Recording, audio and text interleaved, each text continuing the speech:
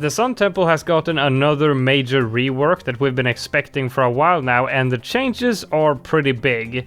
There was changes made to the military and magic sacrifices, and let's look at the military ones first, which is where all the craziness happens. Going from top to bottom, the missiles are now visually larger, and the Moab bonus from those missiles have gone from 75 to 2000.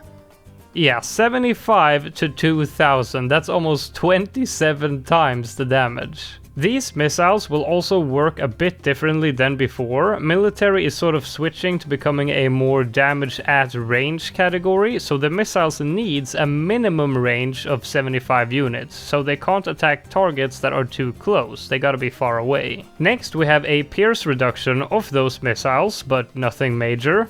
The attack speed of the missiles has been lowered for tier 1 and tier 2, but tier 3 stays the same. If you don't know what these tiers are, it's basically different levels of cash sacrificed. There are more than 3 levels, but for this specific attack, it's only affected at these 3 levels. So basically, you got 27 times the damage with the same attack speed as before if you get max military sacrifices. That's probably gonna be pretty freaking good. Now, lastly, we have some changes to the darts and bombs that are shot by the specters.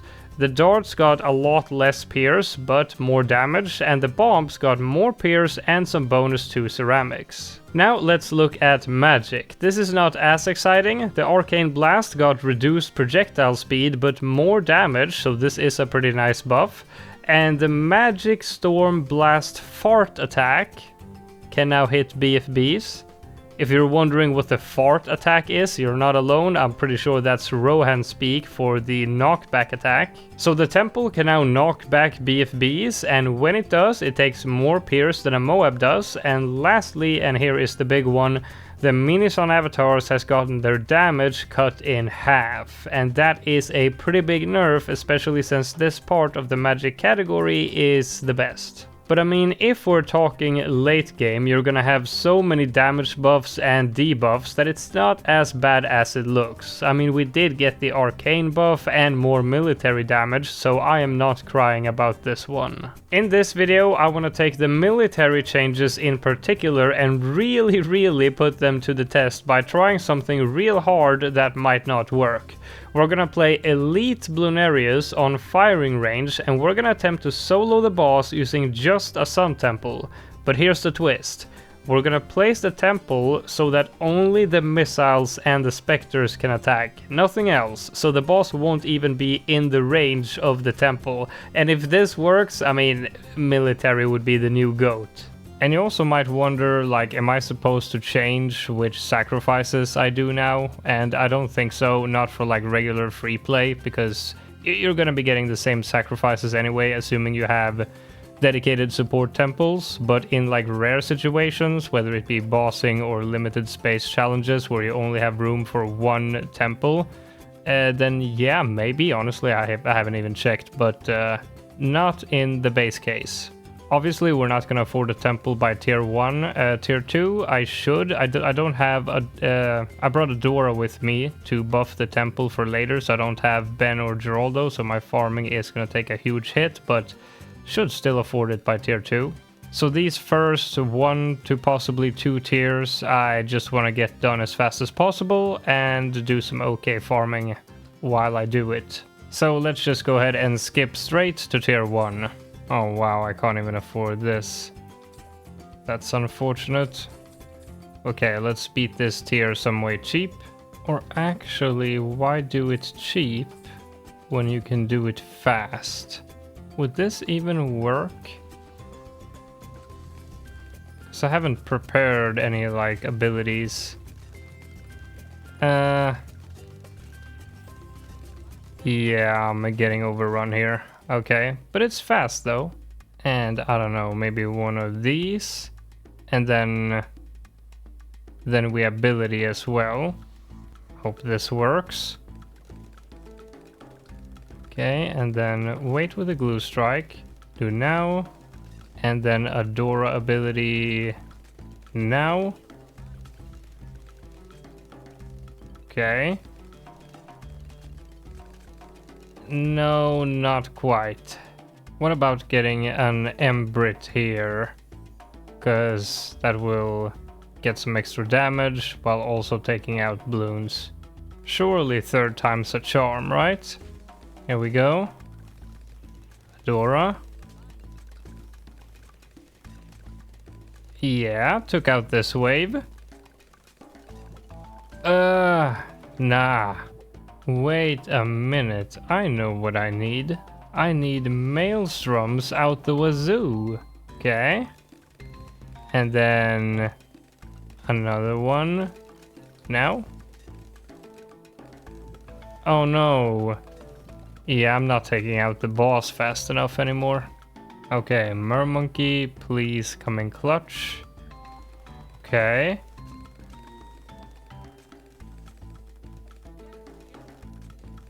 Yeah. It's working. Oh my god. Wait, one more skull. Oh, don't run out of range. I think I'm having a stroke or something. Let's just skip this entire crap until I get the temple. Wait, okay, I'm getting ready to create a temple prior to tier 3, and I just realized I don't think I need magic or support. We only need primary and military, because the other two categories are not going to have any effect on the tests that we're doing, so we're only doing these two categories. We can go ahead and get a permabrew, drums, and homeland. We're gonna set this to strong. And yeah, this temple is not gonna be able to deal with like a lot of regular bloons, so we need some cleanup for that. How about just getting this? I don't really care if it accidentally gets some damage, because I don't really care that much about that for tier 3. By tier 4 we'll have the perfect clean setup. So one more round until tier 3, and I've started ultra boosting this guy now. Okay, so let's check the damage out. I'm also gonna give a little bit of a sacrifice, like so. Yeah, some decent damage. You might be thinking that this isn't that impressive, and you might be doubtful if it's gonna beat tier 5, and honestly I think I'm a bit doubtful too, but it is gonna get a lot more extreme, because we have a lot more buffs to give. Yeah, right, so this one is doing a bit of damage now. But yeah, this one is doing pretty good. 600k damage already. Definitely gonna beat it. Wait, what buffs do we actually have left to give? We need to get all the stacks. And then we have temple buff, TSG buff. Debuffs doesn't really do anything for this test, so we don't really need that. Carrier flagship buff, we could do that. That means the carrier is gonna attack the boss as well. So, you know, if we need to, we'll add that as well. But yeah, I would say this is pretty impressive. You know, if you're yawning now, just wait until tier 4. That I think will be more impressive. All right, let me finish up the setup here on 97. 50k support again. Oh wow, look at the range here. That's a lot of range, and we don't even have the blood sacrifice active, so using the blood sacrifice will make the range too big. We also want to have some cleanup, so let's just do this. And this side, I'll just have a Legend of the Night down here. All right, let's check out the damage here. Is it as impressive as I've been hoping? Wait. No, it's not as impressive as I was hoping. Oh no, this is not gonna be able to beat tier 5. Yeah, there ain't no way this is happening. Yeah, sometimes it looks like it is attacking. See there for a second? It did attack. Didn't target the boss, but, you know, hits it anyway. Look, we're halfway done, and we have not gotten very far along the track. Like, am I losing my mind, or is there still actually a chance that we could do this on tier 5? Yeah, you know what? I think it is, because we can still step up our game. We can still sell and rebuy Homeland. We can still add a carrier flagship buff, even though the carrier flagship is going to be attacking, but that damage is like nothing in comparison. It's negligible. You know the word. Yeah, you know what? I remain hopeful. We are still going for it. Oh, now it's attacking. Oh, wow. Yeah, okay. Yeah, then it started going by a lot quicker.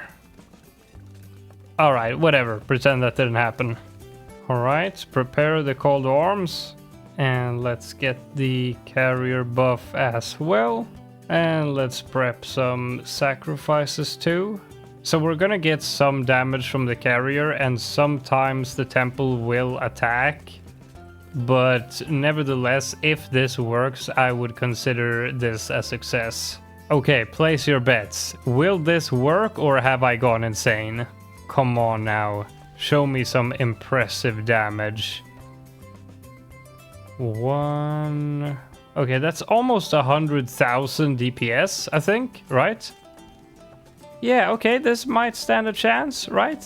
Right? Huh? So, we do Homeland, sell, rebuy, keep on doing that, keep on sacrificing towers every now and then, use the Ultra Boost. Nah, it ain't happening. I think we're probably missing, like, how much damage? Like 15 mil or something? I think we're gonna be pretty far off. Yeah, I mean, first skull popped now. That is pretty late. But look at the amount of missiles it's firing here. Each and every one of those is 2k damage. So that's like, it's like these are Moab Elims right here. That's crazy. Alright, I may have set the expectations a little high, but look at this. Halfway done. And yeah, it's gonna be like 15 mil off, I think, like I said. Yeah, doing a lot more damage here because of this. A lot of unintended damage here. One, yeah, looks like that like increased the DPS by like from like 80,000 to 140 or something. Oh wow, it's getting real close now. But I mean, even if this works, yeah, this doesn't count. We're getting so much damage right now with the regular attacks.